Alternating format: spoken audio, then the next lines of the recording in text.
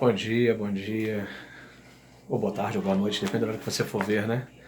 Rapaziada, terceira série do ensino médio, esse ano tá difícil pra vocês, né? Um ano de Enem, de repente tá acontecendo agora. Eu não queria estar na pele de vocês, mas ao mesmo tempo eu quero tranquilizá-los, porque afinal de contas não são só vocês que estão passando por isso, é o mundo todo.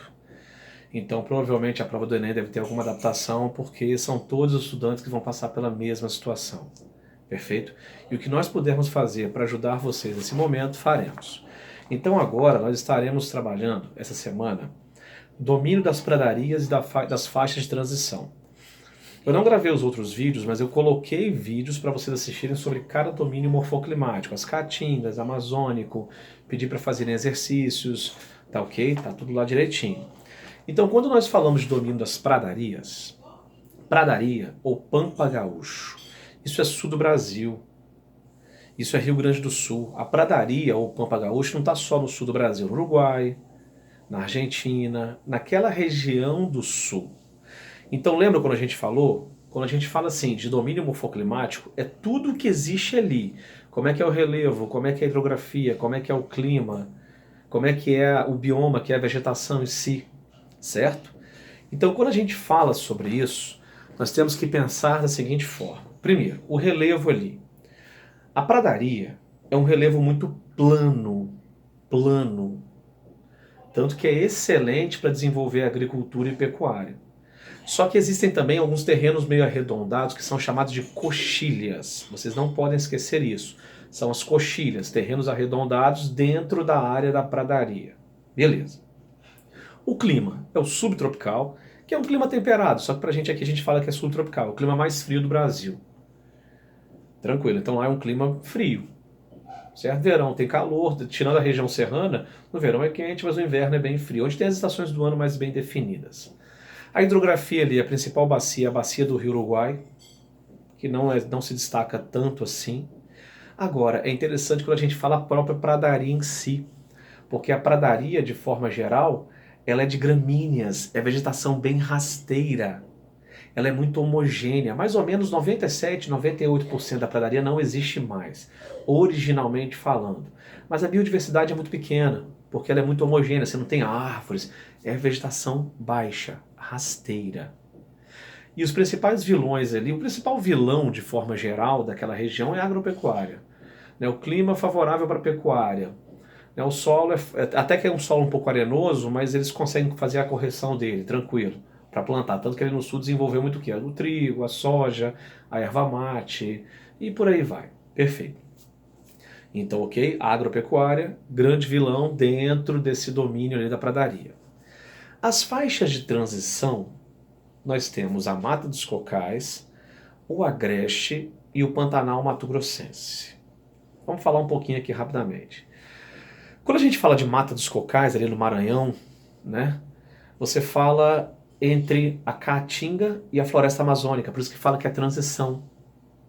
Tá? Você tem características. Na verdade, na Mata dos Cocais você tem um pouco de característica da Floresta Amazônica, um pouco da Caatinga, um pouco do Cerrado brasileiro. E Mata dos Cocais, cocal, lembra coco. Gente, coqueiros são palmeiras. Palmeira. Então, Mata dos Cocais é porque possui uma formação de palmeiras. Babaçu, Buriti, Carnaúba, tem até o óleo de Buriti da Natura. Palmeiras, beleza? Só que hoje eles estão percebendo que é muito mais vantajoso você manter uma palmeira de pé e fazer um aproveitamento econômico dos frutos, fazendo cosméticos, ceras, materiais de limpeza, batom, do que você arrancar para vender o palmito. Apesar de já ter sido intensamente devastado, mas hoje ocorre um aproveitamento mais da floresta em pé. Tranquilo.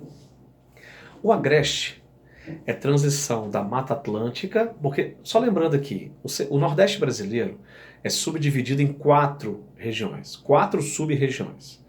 Do litoral para o interior, no litoral, Zona da Mata, aí você tem o Agreste, você tem o Sertão e o meio norte. A Mata dos Cocais está no meio norte, inclusive.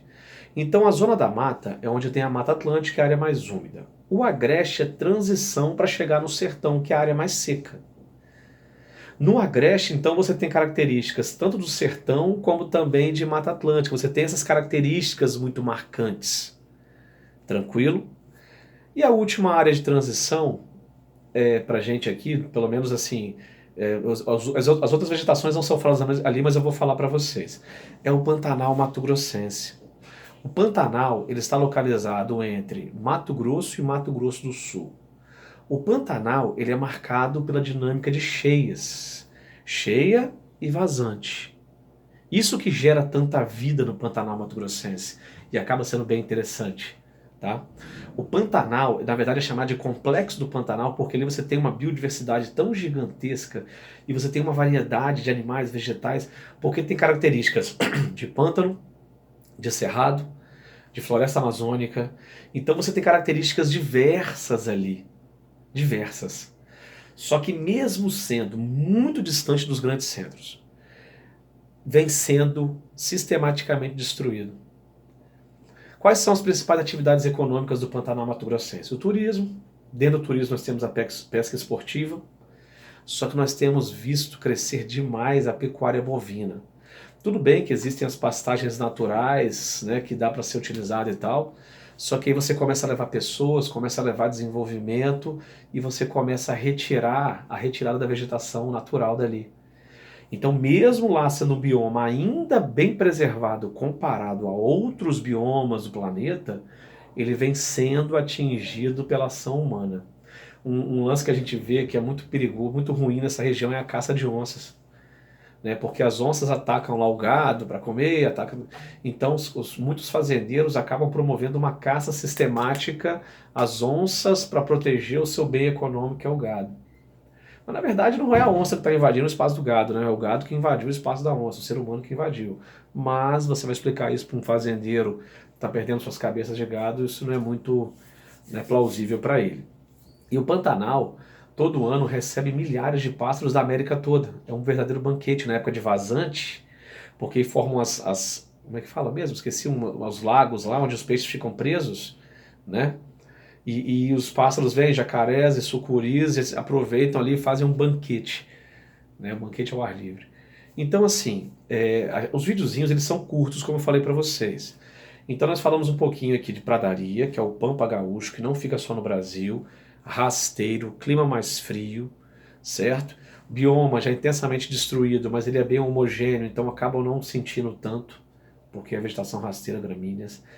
A Mata dos Cocais, aí sim eu já vi cair em várias provas, por causa do aproveitamento econômico.